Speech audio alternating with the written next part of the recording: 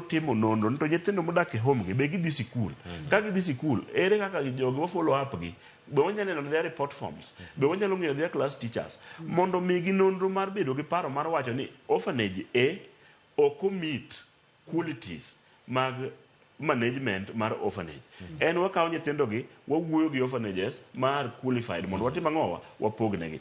And again kapok ing'ada, onego beni each and every sub county or county government nitiere gi orphanage home mar serikal ma kaponi wan jok ma jo private institution gi oyud ka ok wadhi maber gi nyithindo gi tinyalo gol nyathini ka titere e migawo machalo kamano mar serikal.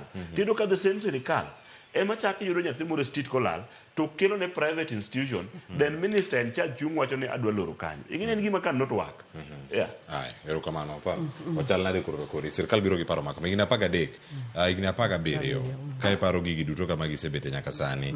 En chenro minyamero nade mana kiduoko penjo ma Newton Bilet. An gima nyalo wacho ni nyikwara moga jwang. Gini wan be wawuoro to wuok kanye. Nikech nyithindo gi sirkal miyowa.